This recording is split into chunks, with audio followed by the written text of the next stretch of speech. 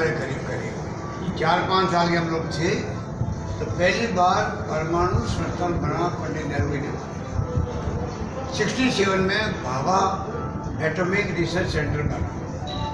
74 में इंदिरा गांधी जी ने पहली बार पोखरण के अंदर भूमिगत विस्फोट किया परमाणु बम का, और उसके बाद में वाजपेयी वक्त में विस्फोट हुआ और सेकेंड पाकिस्तान ने कर दिया। ये तो कहानी है। या तो पूरी बात असली बताओ, जनता को एजुकेट करो, हमें खुशी हो। प्रधानमंत्री पंडित नेहरू ही करते थे, जो पूरी जनता को वो बातें बताते थे साइंस की, विज्ञान की, तकनीकी की, और उनके दिल में बात थी कि मैं जो बात बोलूँगा आज नहीं तो कल जनता समझे कि जनता को एजुकेट करना मेरा धर्म बनता है। या तो मोदी जी मन की बात थोपने के बजाय आप जनता को एजुकेट करो, तो वो तब होगा तब आप सच्चाई को साथ रखो। अगर आप असत्य बोलोगे, आप बनावटी बातें करोगे, जनता को गुमराह करने के लिए जुमले बोलोगे, झूठे वादे करोगे, तो जनता का एतबार नहीं रहेगा। आज पूरी गवर्नमेंट का इकबाल खत्म कर दिया मोदी अमित शाह जी ने। 2 लोग राज कर रहे देश के अंदर, 2 ही चेहरे सामने, और प्रधानमंत्री जी के मुंह से ऐसे वर्ड निकलना हम छोड़ते नहीं, किसको नहीं छोड़ते। लोकतंत्र में आपको आलोचना सहन करनी पड़ेगी। आम आदमी भी प्रधानमंत्री की, मुख्यमंत्री की आलोचना कर सकता है। इस जमाने में अगर प्रधानमंत्री को आलोचना करते वो राष्ट्रद्रोही कहलाता है, मुकदमे दायर हो रहे हैं। आज तक कभी नहीं हुआ। लोकतंत्र में जी रहे हैं। प्रधानमंत्री मोदी जी हमें लोकतंत्र में जिंदे रहने दो देशवासियों को, कृपा करके। हिंदुस्तान पाकिस्तान साथ साथ आज़ाद हुआ था, 70 साल के बावजूद भी यहाँ पर आज लोकतंत्र कायम है। ये हमारा सौभाग्य है कि कांग्रेस की नीतियाँ, कांग्रेस के कार्यक्रम, कांग्रेस सिद्धांत जो गांधी जी के वक्त के थे, पंडित नेहरू, सरदार पटेल, मौलाना अबुल कलाम आज़ाद के ज़माने के हैं, और साथ में अम्बेडकर साहब ने बनाया संविधान, 70 साल में काम है। पाकिस्तान के अंदर बार बार सैनिकों का शासन, फौजों का, प्रधानमंत्री जेल में जा रहे हैं। जुल्फिकार भुट्टो को तो फांसी लगा दी उन्होंने। वहाँ बार बार ये सैनिकों के शासन हुए, यहाँ पे नहीं हुआ है। फिर भी मोदी जी कहते हैं कि 70 साल में कांग्रेस ने क्या किया।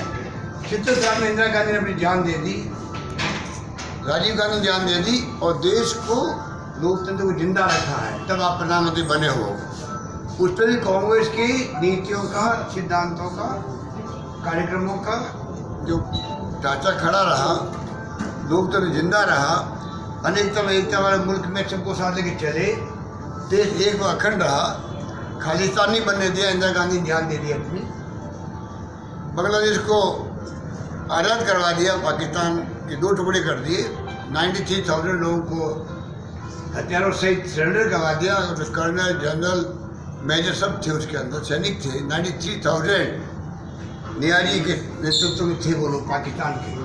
क्या क्या नहीं हुआ देश के अंदर। और उसके बाद में हमें सुनना पड़ता है 70 साल में कांग्रेस ने क्या किया। इसको जुमलाबाजी नहीं कहेंगे, क्या कहेंगे, ये भी जुमलाबाजी है। जैसे वाजपेयी के वक्त में इंडिया साइनिंग फील गुड हुआ था और सरकार चली गई थी। मोदी जी की सरकार भी जाने वाली है, ये उनकी विदाई यात्रा हो रही है देश के अंदर। जैसे पहले वसुंधरा जी की वजह, जब भी मैंने कहा था वसुंधरा जी की ये संकल्प विजय यात्रा नहीं है, ये विजय यात्रा है। अब मोदी जी की विजय यात्रा निकल रही है, देश देख रहा है। उनको घमंड है, अहम है। ये नहीं बोलना चाहिए उनको। पिछली बार जब आपका मोदी मोदी मोदी नारे लगा रहे थे, तब भी आपको 100 में से खाली 31 वोट मिले थे, 69 वोट खिलाफ पड़े थे आपको। ये नहीं बोलना चाहिए। अगर वो उनके दिल में बात होती, सबको साथ लेके चलते, तो आज उनकी ये स्थिति नहीं बनती। आज झूठ का सहारा लेना पड़े, राष्ट्रवाद की सहारा लेना पड़े, सेना का सहारा लेना पड़े। सेना को, सबको, सेना पे सबको गर्व है। 62 की वार हुई, 65 की वार हुई, 71 की वार हुई, कारगिल हुआ। पूरे देश को गर्व रहा कि हमारी सेनाओं ने हमेशा मुंह तोड़ जवाब दिया, पाकिस्तान को भी दिया है। कोई नई बात नहीं है। आप उसका लाभ राजनीतिक तौर पर उठाना चाहते हो। आप योगी जी महाराज कहते हैं, मुख्यमंत्री यूपी के, कि ये मोदी सेना है, कृपा करके आप बख्शो। सेना देश की रक्षा कर रही है, कभी उन्होंने हस्तक्षेप नहीं किया। शासन होता है डेमोक्रेसी के अंदर, तो शासन चल रहा है। पाकिस्तान की तरह सैनिकों का कभी हस्तक्षेप नहीं रहा यहाँ पर। योगी जी क्या चाहते हैं, क्या करके, क्या उनको रोका गया मोदी जी द्वारा? आप योगी जी क्या बोल रहे हो? ये कहा कि मेरी सेना है, देश की सेना है, देश की सेना है, चाहे वो नेवी हो, चाहे वो आर्मी हो, चाहे वो एयरफोर्स हो, चाहे BSF, और देशवासियों उन पर गर्व है। ये आज तक 70 साल में हमारे कायम रहा है। मुझे बहुत दुख है कहते हुए कि मोदी जी जिस प्रकार से बोल रहे हैं, भाषा काम ले रहे हैं, उनके पास मुद्दा आधारित राजनीति करने का कोई, उनके पास में कोई सामान बचा हुए नहीं है। 5 साल की उपलब्धि क्या बताए, वो खुद सोच में पड़ गए हैं। उनका मैनिफेस्टो सिफर साबित हुआ है, 0 है, कोई चर्चा ही नहीं उसकी। कर्ज माफी को लेकर क्योंकि क्यों करें, कर्ज माफी को लेके अब बताइए कौन उनको फीडबैक दे रहा है? कर्जा माफ पूरा हो चुका है कोऑपरेटिव बैंकों का, उम्मीदवार का पूरा कर्जा। बीजेपी ने 50,000 तक का कर्जा माफ किया था, उसमें 6,000 करोड़ रुपये, करीब 2,000 करोड़ बांटे, 6,000 बाकी रख दिए, वो भी हमने बांटे, पूरा कर्जा माफ हो गया। नेशनल बैंक में आती है, मोदी जी का कर्ज आती है। अगर मोदी जी चाहते, इतनी चिंता होती राजस्थान की, तो वो खुद आगे बढ़ के बैंकों को इंस्ट्रक्शन देते कि एक बार वादा कर दिया है स्टेट गवर्नमेंट ने, आप आगे बढ़ो, बातचीत करो और जल्दी फैसला करो। उन्होंने फैसला नहीं होने दिया, बातचीत चल रही उनसे।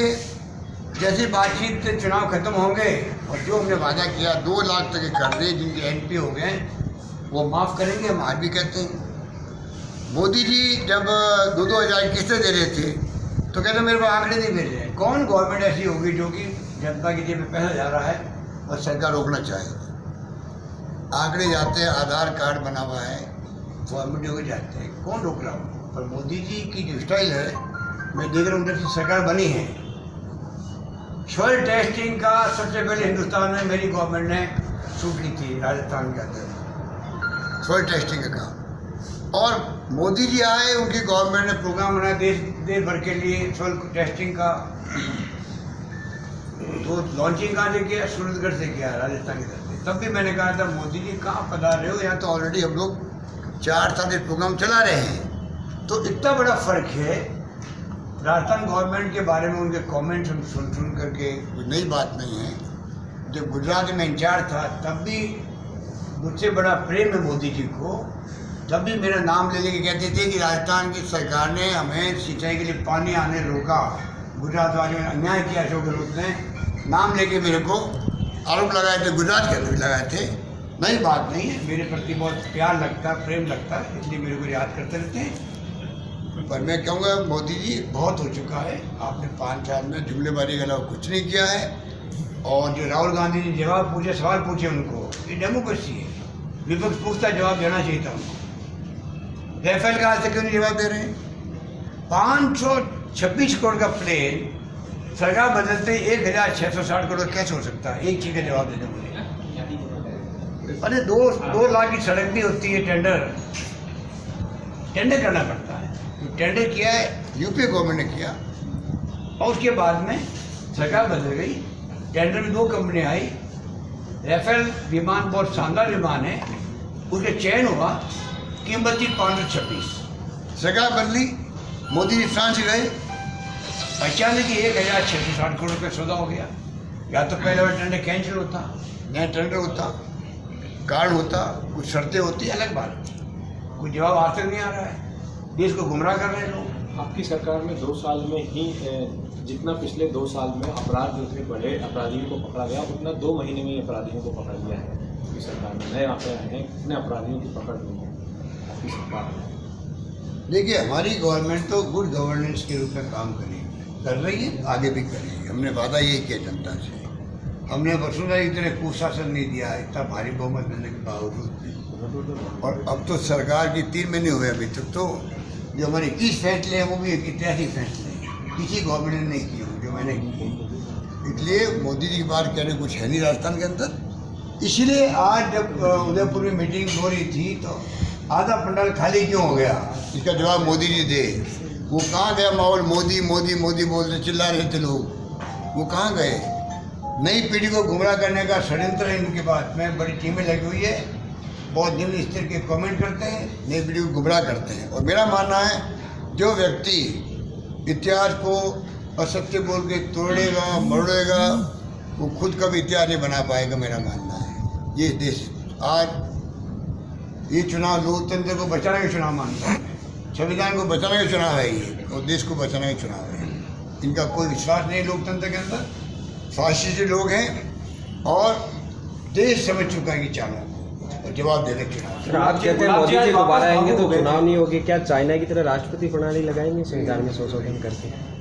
नहीं, मैंने कहा मोदी जीत गए तो पता नहीं चाइना की तरह पता नहीं चुनाव होंगे भी कि नहीं होंगे, और होंगे तो ऐसे होंगे जो होंगे ही नहीं, ये चाइना के अंदर होते हैं। ये मैंने कहा कई बार का इस बात। गुलाब जी आज भावुक हो गए थे और पंडित नेहरू के लिए तू तड़ाक की भाषा का इस्तेमाल किया। पंडित नेहरू के लिए गुलाब जी ने यहाँ तू तड़ाक की भाषा का इस्तेमाल किया और बहुत बुरा बोला उनके लिए, जो कि पूर्व देश के प्रधानमंत्री रहे हैं, पहले प्रधानमंत्री।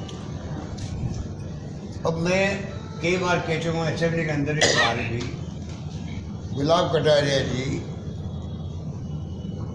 अच्छे इंसान तो हो सकते हैं, परंतु आरएसएस के अगर संस्कार लिए हुए हैं, आरएसएस की परंपरा है, आरएसएस की संस्कृति अपनाए हुए हैं, तो देश का दुर्भाग्य है कि आरएसएस ने ऐसे आदमी को पैदा किया जो कि उनकी परंपराओं को, संस्कार को, संस्कृति को लेकर बोल रहे हैं। तो मेरी समझ के परे है कि वो भावुक होकर तू तड़ा की बात क्यों करते हैं। वो खाली नेहरू जी के लिए नहीं करते हैं, वो किसी के लिए कर सकते हैं, मेरे लिए भी कर सकते हैं। वो आपा खो देते हैं, और मैं समझता हूँ कि ये आरएसएस की ऐसी संस्कृति होगी, इसीलिए वैसी बात बोलते हैं। कोई नई बात नहीं है उनके लिए। पंडित नेहरू का मुकाबला तो इनके कोई आरएसएस या बीजेपी में कोई पैदा हुआ आज तक है धरती पर कि नेहरू का मुकाबला कर सके। जो व्यक्ति देश के अंदर, दुनिया के अंदर मान सम्मान प्राप्त किया हो, 9-10 साल 12 साल से जेल में बंद रहा हो देश के लिए, दिन से जो वर्ड हिस्ट्री लिखी हो, भारतीय खोज लिखी हो किताबें जेल के अंदर, दुनिया लोहा मानती है उनका। और क्या क्या इन्होंने सोशल मीडिया के माध्यम से आज तक लिखा है बीजेपी आरएसएस ने, इससे घटिया बात कोई हो नहीं सकती देश के लिए।